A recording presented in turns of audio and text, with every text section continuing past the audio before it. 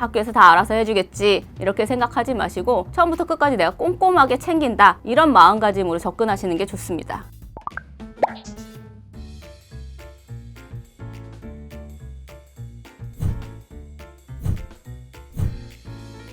이혼 가정 부모들이 만약에 아이가 학교 폭력에 휘말렸을 때 가장 걱정하는 게 뭘까요?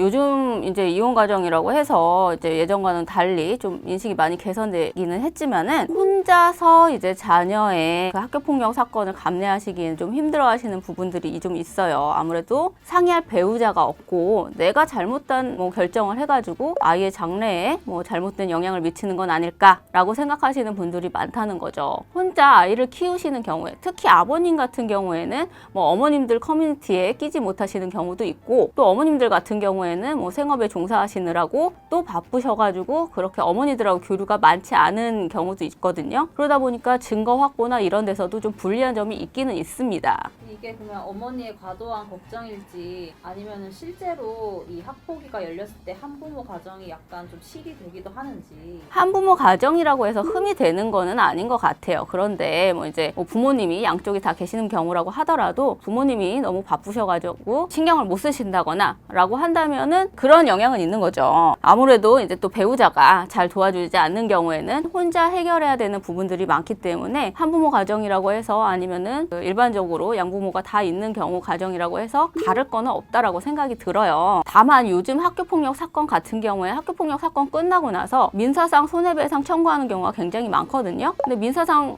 손해배상 같은 경우에는 가해를 저지른 학생의 부모님한테도 같이 청구가 들어가요. 부모는 자녀를 경제적으로 부양하고 자녀가 나쁜 행동을 하지 않게 하기 위해서 교육을 시키는 게 법적인 의무이기 때문에 이 의무를 소홀히 했을 경우에는 민사상 손해배상 책임이 있습니다. 그렇기 때문에 양육자든 비양육자든 이혼한 가정이라고 해서 소홀하게 하지 마시고 양육자와 비양육자가 적극적으로 자녀 교육에 대해서 상의를 하신 다음에 같이 해결하시는 게 굉장히 중요합니다. 혹시 상대방 부모가 저 집 이혼 가정인 거 내가 이용해야겠다, 이거 약점 삼아야겠다 이러기도 하나요? 약점으로 이용하는 경우도 있기는 있어요. 근데 결국은 그걸 어떻게 이용하느냐? 아무래도 이제 혼자 아이를 키우시는 분들 같은 경우에는 시간적으로나 정서적으로나 많은 투자나 시간 할애를 할 수가 없는 부분들이 있기 때문에 시간과 돈을 쓰게 만드는 거죠. 학교 폭력을 신고하고 민사상 손해배상, 형사고소 이런 것들을 다 해서 결국 상대방의 시간과 돈을 쓰게 만드는 건데요. 그렇기 때문에 이거는 일반적으로 이혼 가정만 그렇게 한다기보다는 양 부모가 다 있는 가정이라고 하더라도 자녀의 훈육이나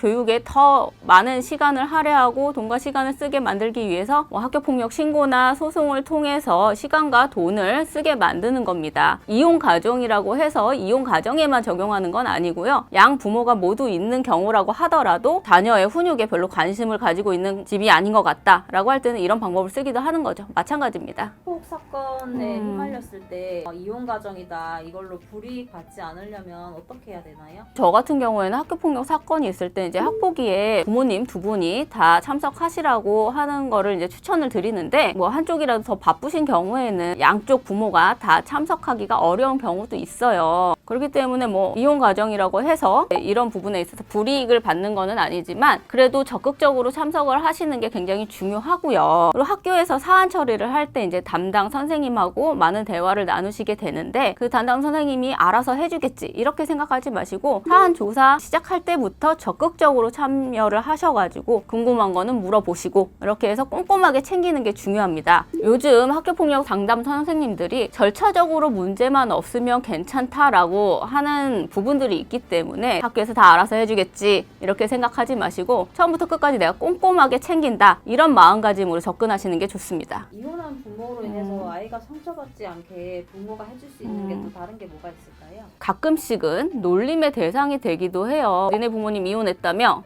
라고 놀리는 경우들도 있거든요. 아이 스스로도 또 다른 집은 왜 엄마 아빠 같이 사는데 우리 집은 같이 안 살지? 라고 생각하는 경우가 있고 스스로 그런 것 때문에 위축되는 경우들도 있고요. 아이가 이런 생각이 들면서 아이의 심리가 불안해지고 또 혼자 있는 시간이 많아지면서 좀 우울해지고 그런 경향이 있을 수 있어요. 또 이제 혼자 있다 보면은 나쁜 환경에 휩쓸리기도 쉽고요. 부모님들께서는 그렇게 얘기해 주시는 게 중요한 것 같아요. 엄마 아빠가 사이가 나빠져서 같이 안 있는 것뿐이지 너를 사랑하는 마음은 동일하다, 변함이 없다, 이런 얘기를 해주시는 게 중요하고, 양육하시는 부모님들이든 비양육하시는 부모님들이든 자녀하고 긴밀한 관계를 계속적으로 유지하는 거 굉장히 중요하다고 생각합니다.